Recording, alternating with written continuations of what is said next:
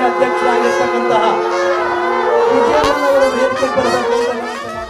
ಹಿರಿಯೂರು ತಾಲೂಕಿನ ಜವಗೊಂಡನಹಳ್ಳಿಯಲ್ಲಿ ಕರಿಯಾಲ ರಸ್ತೆಯಲ್ಲಿ ಬರುವಂತಹ ಶ್ರೀಕೃಷ್ಣ ಫಾರ್ಮ್ ಹೌಸ್ ಆವರಣದಲ್ಲಿ ಮಾಜಿ ಜಿಲ್ಲಾ ಪಂಚಾಯಿತಿ ಸದಸ್ಯ ಪಾಪಣ್ಣ ಅವರ ನೇತೃತ್ವದಲ್ಲಿ ಸೋಮವಾರ ಬಸವ ಜಯಂತಿ ಹಿನ್ನೆಲೆ ಶ್ರೀಕೃಷ್ಣ ಕೃಪಾಪೋಷಿತ ನಾಟಕ ಮಂಡಳಿ ಹಾಗೆ ಕರ್ನಾಟಕ ರಾಜ್ಯ ಕಲಾವಿದರ ಹಿತರಕ್ಷಣಾ ಸಮಿತಿ ಹಮ್ಮಿಕೊಂಡಿದ್ದ ಗುರುವಂದನ ಸಮಾರಂಭ ಹಾಗೂ ಶ್ರೀಕೃಷ್ಣ ಸಂಧಾನ ನಾಟಕ ಪ್ರದರ್ಶನ ಉದ್ಘಾಟನಾ ಸಮಾರಂಭ ತುಂಬಾ ಅದ್ದೂರಿಯಾಗಿ ನೆರವೇರಿಸಲಾಯಿತು. ಈ ಒಂದು ಕಾರ್ಯಕ್ರಮದ ಉದ್ದೇಶ ದಾಬಸ್ಪೇಟೆ ಸಮೀಪದ ವನಕಲ್ಲು ಮಲ್ಲೇಶ್ವರ ಮಹಾಸಂಸ್ಥಾನ ಮಠದ ಡಾಕ್ಟರ್ ಬಸವ ರಮಾನಂದ ಸ್ವಾಮೀಜಿಯವರಿಗೆ ಬೆಳ್ಳಿ ಕಿರೀಟ ಇಟ್ಟು ಗೌರವಿಸಲಾಯಿತು. ಜೊತೆಗೆ ಕಂಬೇರಹಟ್ಟಿ ಯಶೋದಮ್ಮ ಮತ್ತು ಶಿವಣ್ಣ ಮಾಜಿ ಜಿಲ್ಲಾ ಪಂಚಾಯತ್ ಸದಸ್ಯರು ಹಾಗೆ ನಾಗರಾಜ್ ಕಂಬೇರಹಟ್ಟಿ ಗುಬ್ಬಿ ತಾಲೂಕಿನವರು ಇವರು ನಾಣ್ಯದ ಹಾರ ಸಮರ್ಪಿಸಿ ಸಂಭ್ರಮಿಸಿದರು. ಆಯುಷ್ಯ ಆರೋಗ್ಯವನ್ನು ಕೊಟ್ಟು ಕಾಪಾಡಲಿ ಎಂದು ಪ್ರಾರ್ಥಿಸುತ್ತೇವೆ.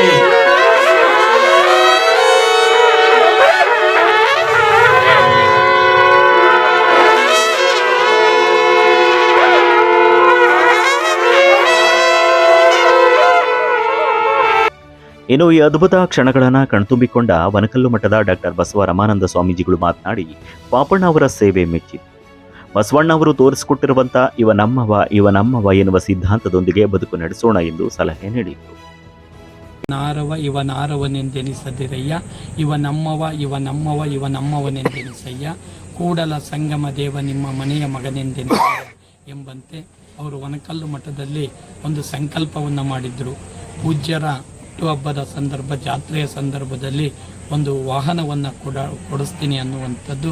ಅದೇ ರೀತಿ ಅವರು ಶರಣ ದಂಪತಿಗಳ ಸಮೇತ ಮತ್ತು ಕುಟುಂಬ ಸಮೇತ ಬಂದು ವನಕಲ್ಲು ಮಲ್ಲೇಶ್ವರನಿಗೆ ಆ ಒಂದು ವಾಹನವನ್ನು ಅರ್ಪಿಸೋದ್ರ ಮೂಲಕ ಅವರ ಭಕ್ತಿ ಪ್ರದರ್ಶನವನ್ನು ಮಾಡಿರುವಂಥದ್ದು.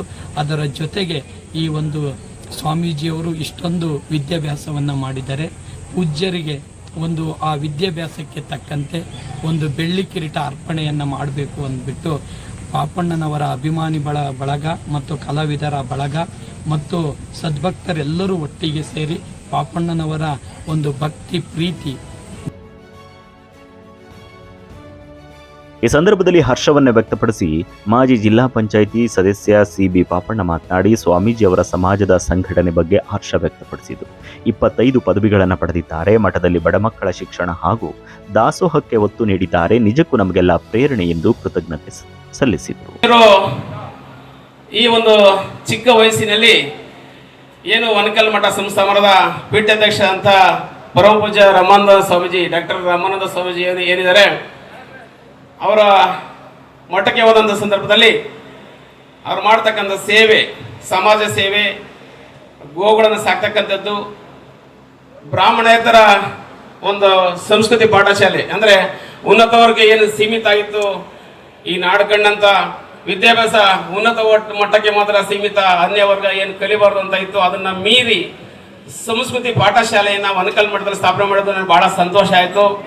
ಅದಕ್ಕೂ ಮತ್ತು ಅವರು ವೃದ್ಧಾಶ್ರಮ, ಬಡರ ಮಕ್ಕಳ ವಿದ್ಯಾಭ್ಯಾಸ, ನಿತ್ಯ ಕಾಯಕವೆಲ್ಲವನ್ನು ನೋಡಿ ಅವರು ಆ ಮಕ್ಕಳೆಲ್ಲ ಸಾಕಿ ಆರ್ಥಿಕವಾಗಿ ಸಹಾಯಧನ ಬೇಕಾಗಿರೋದ್ರಿಂದ ಅನೇಕ ಭಕ್ತ ಮಹಾಶಯರವ್ರನ್ನ ಎಲ್ಲ ಕಾರ್ಯಕ್ರಮಕ್ಕೆ ಕರಿತಾ ಇದ್ರು.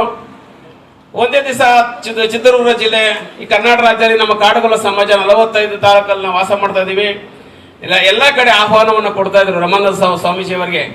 ಮದುವೆ ಕಾರ್ಯಕ್ರಮ ಇರ್ಬೋದು, ದೇವಸ್ಥಾನ ಕಾರ್ಯಕ್ರಮ ಇರ್ಬೋದು, ಇನ್ನೂ ಅನೇಕ ಕಾರ್ಯಕ್ರಮಗಳಿಗೆ ಆಹ್ವಾನವನ್ನು ಕೊಡ್ತಕ್ಕಂಥ ಸಂದರ್ಭದಲ್ಲಿ ಅವರು ಓಡಾಡಲಿಕ್ಕೆ ಒಂದು ಮುಖ್ಯವಾಗಿ ವಾಹನ ಬೇಕಾಗಿತ್ತು.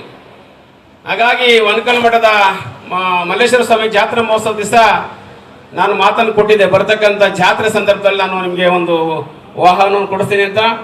ಅದಕ್ಕಿಂತ ಮುಂಚೆ ನಾನು ಅವರು ಹುಟ್ಟುಹಬ್ಬ ಏನಿದೆ ಅವತ್ತು ಒಂದು ಕೃಷ್ಣ ಇನೋವಾ ಕಾರನ್ನು ಅವ್ರನ್ನ ಉಡುಗೊರೆಯಾಗಿ ಕೊಟ್ಟೆ. ಅದು ನನಗೆ ಕೊಟ್ಟು ಒಂದು ವರ್ಷಕ್ಕೆ 45,000 ಕಿಲೋಮೀಟರ್ ಕಾರನ್ನು ಓಡಿಸ್ತಾರೆ ಸ್ವಾಮಿಗಳು. ಕೊಟ್ಟಿದ್ದು ಸಾಕಾಯ್ತು ಅನಿಸ್ತೆ ನನಗೆ. 45,000 ಕಿಲೋಮೀಟರ್ ಹೋರಾಟ ಮಾಡಿ ಈ ಕರ್ನಾಟಕ ರಾಜ್ಯದ ಕಟ್ಟೆ ಕಡೆಯ ಏನು ನಮ್ಮ ಕಾಡುಗೊಲ್ಲ ಸಮಾಜ ಇದೆ, ಈ ಸಮಾಜವನ್ನು ಒಗ್ಗೂಡಿಸಿ ಆ ಮಕ್ಕಳಿಗೆ ಸಹಾಯ ಮಾಡಬೇಕು, ವಿದ್ಯಾಭ್ಯಾಸ ಮಾಡಬೇಕು, ಒಂದು ಮಠ ಕಟ್ಟಬೇಕು ಅಂತಕ್ಕಂಥ ಭಾವನೆಯಿಂದ ಜನಜಾಗೃತಿಯನ್ನು ಮೂಡಿಸ್ತಾ ಇದ್ದಾರೆ. ನಾವು ಎಲ್ಲ ಈಗ ಒಗ್ಗಟ್ಟಾಗಿರಲಿಲ್ಲ ಈ ಮುಂಚೆ. ಸಂದರ್ಭದಲ್ಲಿ ಪಾಪಣ್ಣ ಹೇಗೆಂದ್ರೆ ಅವರ ಜಾತಿ ಮೀರಿದ ಪ್ರೀತಿ, ಧರ್ಮ ಮೀರಿದ ಆ ಒಂದು ಆಪ್ಯಾಯತೆ, ಸಾಮರಸ್ಯ ಇಲ್ಲಿ ಹೆಚ್ಚಾಗಿ ಕಂಡುಬಂತು. ನಿಜಕ್ಕೂ ಎಲ್ಲರೂ ಕೂಡ ಸಡಗರ ಸಂಭ್ರಮದಲ್ಲಿ ಈ ಒಂದು ಕ್ಷಣದಲ್ಲಿ ಭಾಗವಹಿಸಿದ್ರು.